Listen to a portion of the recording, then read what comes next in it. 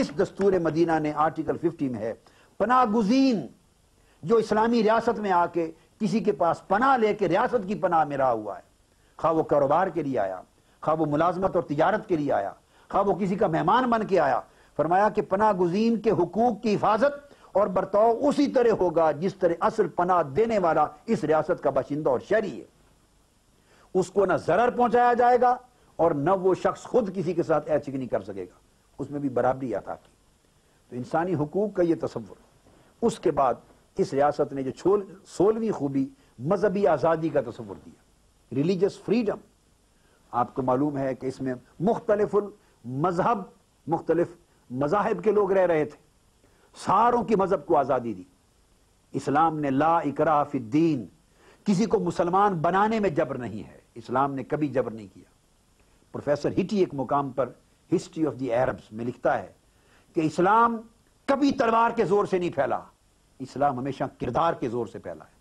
یہ جو لوگوں کو مغالتا ہے اسلام کے غزوات کو دیکھ کر، جنگوں کو دیکھ کر، جو مختلف جنگیں ہوئیں، وہ سمجھتے ہیں کہ شاید یہ مسلمانوں کی جنگیں عیسائیت اور یہودیت اور کفر کے مذاہب کو ختم کرنے کے لیے تھی اور اسلام کو جبرن نافذ کرنے کے لیے تھی۔ یہ تصور غلط ہے، غلط ہے، غلط ہے۔ تاریخ گواہ ہے ایک تلوار بھی کسی دوسرے کے مذہب کے خاتمے کے لیے اور اسلام کو جبرن مسلط کرنے کے لیے نہیں چلی۔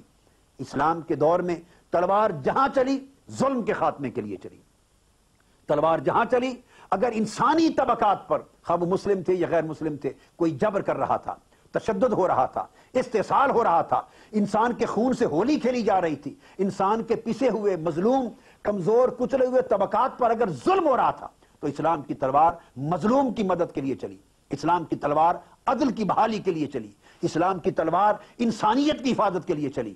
اور اگر کوئی کسی کے مذہب پہ ظلم کر رہا تھا، اسلام ان کے بچاؤ کے لیے آگے بڑھا۔ تو اسلام ہمیشہ کردار کے زور سے، اپنی تعلیمات کی برکات کے زور سے پھیلا ہے۔ تو پروفیسر ہیٹی لکھتا ہے اگر اسلام تلوار کے ذریعے پھیلتا تو جن جن ملکوں، جو ملک فتوحات کے ذریعے اسلام کے دائرہ سلطنت میں آ گئے تھے، وہاں 3 صدیوں تک عیسائی اور دوسرے مذہب کے لوگ اپنے مذہب پہ برقرار نہ رہتے۔ فتوحات کے فوری بعد مسلمانوں کی تلوار یا انہیں قتل کر دیتی یا مسلمان ہو جانے پر مجبور کر دیتی۔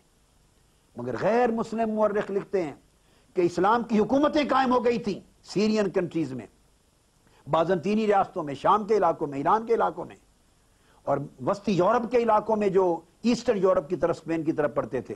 صدیوں تک کورڈووا میں، اسپین میں، قرطبہ میں، غرناطہ میں اسلام کی سلطنت کو قائم ہوئے صدیاں گزر گئی تھی، مگر عیسائی اپنے مذہب پر تھے، یہودی اگر کوئی تھے تو اپنے مذہب پر تھے۔ اسلام کی تلوار نے جبرن کسی ایک شخص کو مسلمان نہیں کیا۔ وہ مسلمان کیوں ہوئے؟ اسلام کا عمل دیکھا، مسلمانوں کا کردار دیکھا، ان کا بیہیویئر دیکھا، ان کی جمہوری تعلیمات دیکھی، ان کی اخلاقی اور روحانی تعلیمات دیکھی، مسلمانوں کی انسانیت دیکھی اور دین اسلام کی وہ عظیم فلسفہ حیات دیکھا کہ جس کے لیے امت اور انسانیت متلاشی تھی، ترس رہے تھے، جس کے لیے وہ خواہاں تھے۔ اس فیض نے انہیں اسلام کے دائرے میں آنے پر خود خوشی سے مجبور کیا۔ سو اسلامی ریاست مدینہ میں ریلیجس فریڈم عطا کی گئی تھی۔ اس آرٹیکل 30 کو دیکھیں اگر میثاق مدینہ میں، حضور علیہ السلام نے فرمایا بنی عوف کے یہودی مومنین کے ساتھ سیاسی وحدت تسلیم کیے جاتے ہیں، یہودیوں کو ان کے دین کی آزادی ہوگی، مسلمانوں کو ان کے دین کی آزادی ہوگی، جو ان کے الائز ہیں انہیں ان کے دین کی آزادی ہوگی۔ حضور علیہ السلام نے سب کو ان کے دین و مذہب پر آزادی کے ساتھ عمل کرنے کی ضمانت دے دی۔ قرآن کی سورہ کافرون اعلان کر رہی ہے، قرآن کی سورہ کافرون کی آخری آیت اعلان کر رہی ہے کہ میرے لیے میرا دین، تمہارے لیے تمہارا دین۔ تو مذہبی آزادی کے اس تحفظ کو حضور صلی اللہ علیہ وسلم نے بڑے عروج اور بڑی حد تک پہنچا دی۔ اس کے لیے ایک واقعہ بڑا ایمان افروز میرے ذہن میں آ رہا ہے۔ حضور صلی اللہ علیہ وسلم کے زمانے میں نجران کے عیسائیوں کا ایک وفد آیا، کرسچن ڈیلیگیٹ آیا۔ انہوں نے آ کے پوچھا کہ ہم کہاں ٹھہریں؟ اب اس ریاست کے تو کوئی گیسٹ ہاؤس یا اسٹیٹ ہاؤسز تھے نہیں۔ حضور علیہ السلام نے فرمایا نجران کے عیسائیوں کے وفد کو عزت کے ساتھ میری مسجد نبوی میں ٹھہرایا جائے۔ تو مسجد نبوی میں ٹھہرائے گئے۔ پھر ان کی عبادت کا وقت آ گیا۔ انہوں نے پوچھا بھی عبادت کہاں کریں؟ تو صحابہ کرام نے پوچھا یا رسول اللہ علیہ وسلم یہ عبادت کہاں کریں؟ ان کا خیال تھا کہ اب یہ تو مسلمان نہیں ہیں، یہ تو اپنے مذہب کے مطابق عبادت کریں گے، تو مسجد تو توحید کے لیے ہے، رسالت کی تعلیمات کے مطابق ہے۔ مگر آقا علیہ السلام نے فرمایا عیسائی وفد سے کہو اپنی مذہبی آزادی کے مطابق اپنی عبادت ہماری مسجد نبوی میں جہاں چاہو کرنے کی اجازت. یہ ریلیجس فریڈم تھا, یہ اس کی پروٹیکشن تھی. اور کسی غیر مسلم کی جان ماری جاتی تو اس کے لیے بھی باقاعدہ قانون اسی سے حرکت میں آ جاتا تھا. اس کی جان, مال, عزت و آبرو, کلچر, اس کے ریلیجن اور اس کے سوشل حقوق اور اس کے فائنانشل میٹرز کی برابر درجے کی گارنٹی دی جاتی تھی. یہ تصور تھا بنیادی حقوق کے ساتھ مذہبی آزادی کا. اب اسی سے میں اقلیتوں کی بات آ گئی تو کانسٹیٹیوشنل ایسپیکٹ جو 17واں تھا وہ مائنورٹیز کے رائٹس کی پروٹیکشن تھی. چونکہ بات مذہبی آزادی کے حوالے سے میں کر چکا ہوں, اس کو میثاق مدینہ کو اگر سٹڈی کریں تو آرٹیکل 31 سے لے کر آرٹیکل 40 تک یہ پورے 9 آرٹیکل اقلیت کے حقوق کے تحفظ کی بات کرتے ہیں. Protection, guaranteed protection of the rights of minorities.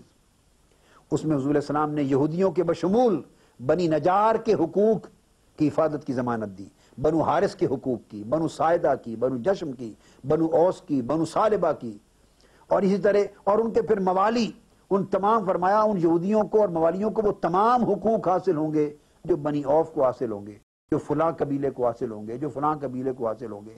اور آرٹیکل 38 میں اس کی پابندی ہر ایک کے لیے برابر درجے میں قرار دے دی گئی اور ہر ایک کو پابند کیا کہ حقوق کے, اقلیتوں کے حقوق کی جو ہم نے گارنٹی دی ہے اس کی شعاری ہر ایک پر لازم ہوگی.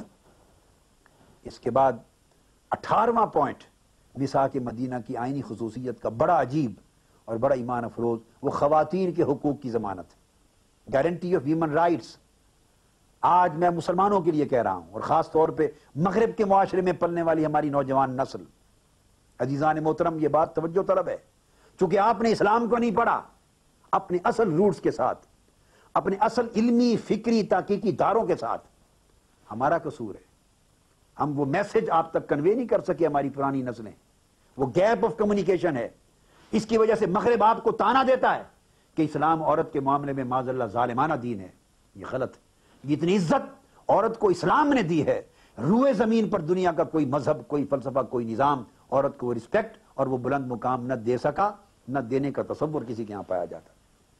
1400 سال قبل جب عورت کے حقوق کا کوئی تصور انسانی کائنات میں نہیں تھا, روئے زمین کی کسی ریاست کے قانون میں نہیں تھا, عورت ایک قابل عزت کوئی کمیونٹی نہیں تھی, پرسن نہیں تھی, اس وقت اسلام نے عورتوں کی حقوق کی گارنٹی دی.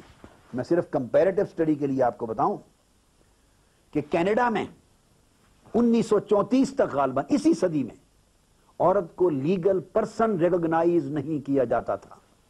یہ نارتھ امریکہ کی بات ہے, یہ ویسٹرن ورلڈ کی بات ہے, جہاں سب سے زیادہ ہیومن رائٹس کی آج بات ہوتی, اور ہیومن رائٹس کی وہ بے دریغ بات جو انسانی عزت اور اقدار کی حدوں کو بھی پھلانگ کر کے آگے گزر گئے. اس صدی میں 1934-35 تک ایک عورت لیگل پرسن نہیں تھی, اس کے قانونی حقوق تسلیم نہیں کیے گئے تھے. تھوڑا آگے آ جائیے, امریکہ, پوری دنیا میں جہاں ہیومن رائٹس کا تصور اور خواتین کی آزادی اور حقوق کے رسواں کا تصور ڈیولپ کر رہا ہے, اس صدی میں 1920 تک امریکہ کے آئین میں عورت کو ووٹ کا رائٹ نہیں تھا. میں آپ کو ایک کانسٹیٹیوشن اور امریکن کانسٹیٹیوشن کے طالب علم یا قانون کے استاد جو بھی سمجھ لیں, اس حیثیت سے یہ بات آپ کے سامنے رکھ رہا ہوں, آپ سٹڈی کریں. 1920 سے پہلے تک امریکہ کے کانسٹیٹیوشن میں عورت کو ووٹ آف رائٹ نہیں تھا. یہ ایک طرف کی دنیا ہے. اب آپ آئین مدینہ کی طرف چلے جائیں, آج جدید مغرب میں جھانک لیا, اب ذرا 14 صدیاں پہلے وادی